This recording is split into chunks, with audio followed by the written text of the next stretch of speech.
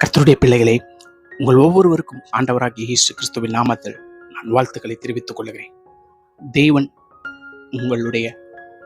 உங்கள் எல்லாருடைய கண்ணீர்களை துடைத்து போடுவார். உங்கள் துக்கத்தை அவர் சந்தோஷமாக மாற்றுவார். உங்களுக்கு பல நன்மைகளை கொண்டு வரப்போகிறார். பல ஆசீர்வாதங்களை தரப்போகிறார். இப்படியெல்லாம் நாம் சொல்லும் பொழுது, இப்படியெல்லாம் ஊழியக்காரர்கள் பேசும் பொழுது நாம் கேட்பதற்கு நம்முடைய செவிகளுக்கு இன்பமாய் இருக்கும். நாளைக்கே நமக்கு ஏதோ ஒரு பெரிய காரியம் நடைபெறப் போவது போல் நம்முடைய உள்ளம் துடித்து கொண்டு இருக்கும். நம்ம ஜெபம் பண்ண உடனே ஒரு சூப்பர் மேஜிக் நடக்கப் போகிறது போல் காணப்படும்.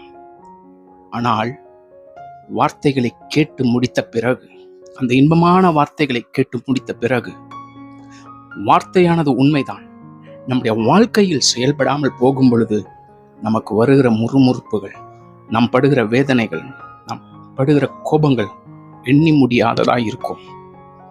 தேவன் தன்னுடைய ஊழியர்களை கொண்டு, தன்னுடைய தீர்க்கதரிசிகளை கொண்டு, தன்னுடைய ஆசாரியர்களை கொண்டு அநேக ஆசீர்வாதங்களை கூறுகிறார். ஏன், இஸ்ரவேல் ஜனங்களுக்கு கூட மோசையின் மூலமாக ஆசீர்வாதத்தை கூறுகிறார். பல ஆசீர்வாதங்கள். ஆனால் ஒரு ஆசீர்வாதம் கூட இஸ்ரவேல் ஜனங்களால் அனுபவிக்க முடியாமல் போய்விட்டது. ஒரு வாரத்திற்குள்ளாக கடந்து சென்று கானானை, தேவன் தந்த வாக்குத்தத்தத்தை சுதந்தரித்து அனுபவிக்க வேண்டிய இஸ்ரவேல் ஜனங்கள் 40 ஆண்டு காலம் ஆகியும் அதை அனுபவிக்க முடியாதபடி மாண்டு போனார்கள். ஏன்? அதே போலதான் இன்றைக்கும் அநேக ஆசீர்வாதங்களை தேவன் நமக்கு சொல்லுகிறார், தருகிறார். அநேக வாக்குத்தத்த வசனங்களை வைத்து நாம் ஜெபிக்கிறோம். ஏன் ஆசீர்வாதங்கள் எல்லாம் தடையாய் இருக்கிறது? ஏன் என்னுடைய வாழ்க்கையிலே ஆசீர்வாதங்கள் தடைபடுகிறது? வாக்குத்தத்தத்தை தேவன் எனக்கு கொடுத்து விட்டார், ஏன் தடைபடுகிறது? தேவ ஜனங்களே, நீங்கள் எப்படி ஜெபித்தாலும் பரவாயில்லை. உங்களுடைய தனிப்பட்ட ஜெபமாய் இருந்தாலும் சரி, அல்லது உங்களுடைய தேவைகளை குறித்து அநேக ஊழியர்களிடத்திலே சொல்லி ஊழியக்காரர்களோடு இணைந்து நீங்கள் ஜெபித்தாலும் சரி, அல்லது நாட்கணக்கிலே, வாரக்கணக்கிலே, மாதக்கணக்கிலே நீங்கள் உபவாசம் எடுத்து ஜெபித்தாலும் சரி, அல்லது ஏதாவது ஒரு பொருத்தனை பண்ணி அந்த பொருத்தனையின் மூலமாகவாவது நான் இயேசுவின் இடத்திலிருந்து ஆசீர்வாதத்தை பெற்றுக்கொள்ள வேண்டும் என்று சொல்லி நீங்கள் எவ்வளவுதான் பொருத்தனைகளை பண்ணினாலும் சரி, அல்லது நான் பல நன்மைகளை பண்ணால், பல நல்ல காரியங்களை செய்தால் எனக்கு நன்மைகள் கிடைத்துவிடும், ஆசீர்வாதம் கிடைத்துவிடும் என்று சொல்லி நீங்கள் எவ்வளவு நன்மையான காரியங்கள், நல்ல காரியங்களை நீங்கள் செய்தாலும் சரி, உங்களுடைய வாழ்க்கையிலே ஜெபம் மட்டுமல்ல, நீங்க செய்கிற நற்கிரியைகள் மாத்திரமல்ல, எவ்வளவு ஜெபித்தாலும், எவ்வளவு நற்கிரியைகளை செய்தாலும், எவ்வளவு நாள் உபவாசம் எடுத்தாலும், எத்தனையோ பொருத்தனைகள் பண்ணினாலும், தேவன் செயல்படுவதற்கு நீங்கள் ஒத்துழைப்பு கொடுக்கவில்லை என்றால், நீங்கள் அவரோடு ஒன்றுபடவில்லை என்றால், அவரோடு ஒத்துப்போகவில்லை என்றால், அவர் வார்த்தை உங்கள் வாழ்க்கையில் நிறைவேறுவதற்கு நீங்கள் அவருக்கு ஒத்துப்போகவில்லை என்றால், நிச்சயம் இஸ்ரவேல் ஜனங்கள் 40 ஆண்டு காலமாகியும் ஆசீர்வாதத்தை பெற்றுக்கொள்ளாமல் மாண்டது போலதான் நம்முடைய வாழ்க்கையும் காணப்படும். தேவ ஜனங்களே, உங்களை சற்று சிந்தித்து பாருங்கள். ஏன் தடையாய் இருக்கிறது? தேவனுடைய வார்த்தைகள் நிறைவேறுவதற்கு நாம் ஒத்துப்போவதில்லை. காரணம் என்ன தெரியுமா? நம் மனதிற்குள்ளாக, நம் சிந்தனைகளுக்குள்ளாக ஒரு காரியத்தை நாம் நினைத்துக் கொள்ளுவோம். ஒரு குறிப்பிட்ட காரியத்திற்காக நாம் ஜெபிக்கிறோம் என்று நினைத்துக் கொள்ளலாம்.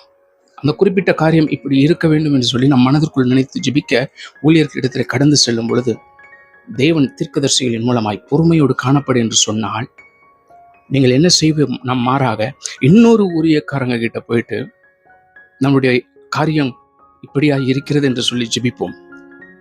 அவர்கள் உடனே அந்த காரியத்தை வைத்து ஜெபிக்கும் பொழுது, நல்ல தெய்வ பிரசன்னத்தை பார்த்தேன், தெய்வ பிரசன்னத்தை கண்டேன், நீங்கள் செயல்படுங்கள், கர்த்தர் நிச்சயம் ஆசீர்வதிப்பார் அப்படின்னு சொன்ன உடனே முதலாவது வந்த வார்த்தையை ஒதுக்கி தூக்கி போட்டுட்டு, ஒத்துழைப்பு கொடுக்காம ஏதோ ஒன்று சொல்லிவிட்டார்கள், நாம் செயல்படலாம் என்று சொல்லி உங்கள் மனதின் ஆசைகளை நிறைவேற்றுவதற்கு ஜெபித்து செயல்படுகிறீர்கள் பாருங்க. அது தேவன் ஒத்துழைக்கவில்லை. தேவன் சொன்ன வார்த்தைகள் கிடையாது.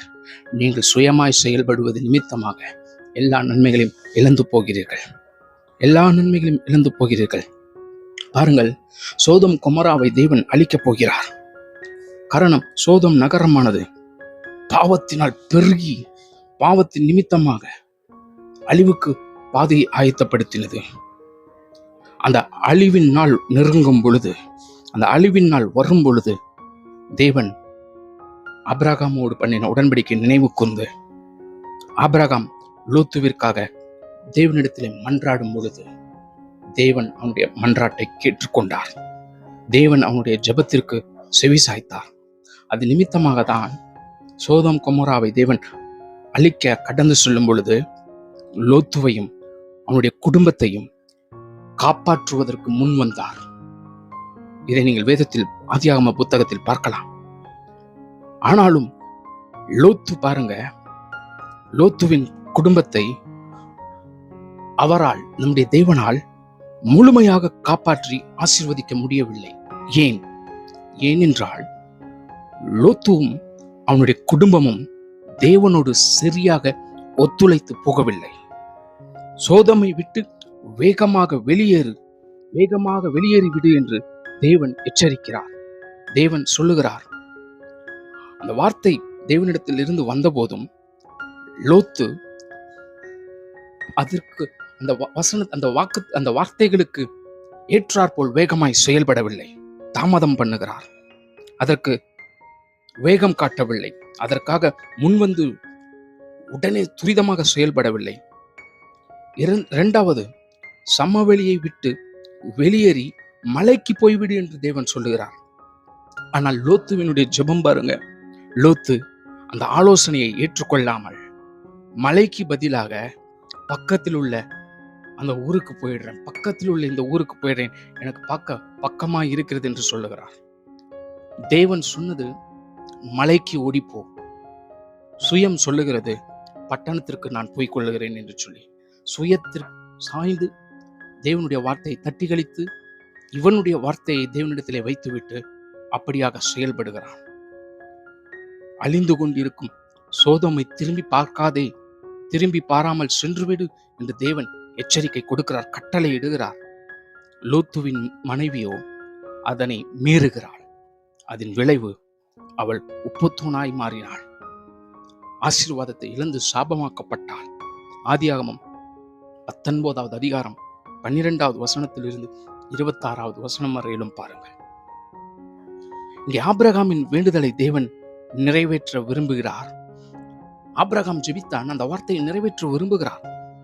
ஆனால் அதற்கு லோத்து உடன்பட்டு போகவில்லை, ஒத்துழைப்பு கொடுக்கவில்லை. தேவனுடைய வார்த்தை நிறைவேறுவதற்கு அவன் செயல்படவில்லை. அவன் தன்னை முழுமையாக ஒப்பு கொடுக்கவில்லை. அதே போலதான் தேவனுடைய தீர்க்கதரிசிகளை கொண்டு கர்த்தர் உங்களுக்கு வாக்குத்தத்தத்தை கொடுத்திருப்பார். அந்த வாக்குத்தத்தம் நிறைவேறுவதற்கு தேவன் செயல்பட வேண்டும் என்றால் நீங்கள் ஒத்துழைப்பு கொடுக்க வேண்டும். நீங்கள் அவருடைய வார்த்தைக்கு அப்படியே கீழ்ப்படிய வேண்டும். அவருடைய வார்த்தையின் பிரகாரமாக தான் நடக்க வேண்டும், சுயமாய் அல்ல. உங்கள் சுய பலத்தில் நீங்கள் நடக்க வேண்டாம். லோத்துவினுடைய வாழ்க்கையை நீங்கள் பார்க்கலாம். தேவன் மலைக்கு ஓடிப்போ என்று சொல்லும் பொழுதே அவன் ஓடி போயிருந்தாள். அவன் மனைவியை இழந்திருக்க மாட்டான். தேவன் நன்மையானதை தந்திருப்பார். ஆனால் பக்கத்தில் இருக்கிற பட்டணத்திற்கு போய் தன் மனைவியை இழந்து, தன் ஆஸ்திகளை இழந்து, தன் பிள்ளைகளுடைய வாழ்க்கையை இழந்து, தன் பெண் பிள்ளைகளுடைய முழுவதும் அழியும்படியாக செய்து எப்படி லோத்தினுடைய வம்சம் முடிந்தது என்று பாருங்கள். தேவ ஜனங்களே, இன்றைக்கும் கர்த்தர் உன்னோடு கூட பேசியிருக்கிறார். ஏன் தடையாய் இருக்கிறது, என்னுடைய ஆசீர்வாதங்கள் ஏன் தடையாய் இருக்கிறது என்று எண்ணுகிறாய் அல்லவா? எவ்வளவு ஜெபித்தாலும், எவ்வளவு நல்ல காரியங்களை செய்தாலும், எங்க போய் பிரசங்கம் பண்ணாலும், தீர்க்கதரிசனம் உரைத்தாலும், எத்தனை அற்புதங்கள் அடையாளங்கள் உங்கள் வாழ்க்கையில இருந்தாலும், கர்த்தருடைய வார்த்தை நிறைவேறுவதற்கு தேவ வார்த்தைக்கு உங்களை முழுவதுமாக ஒத்துழைப்பு கொடுக்காமல் போவீர்கள் என்றால் நிச்சயம் ஆசீர்வாதம் உங்களுடைய வாழ்க்கையிலே கிடைக்காது.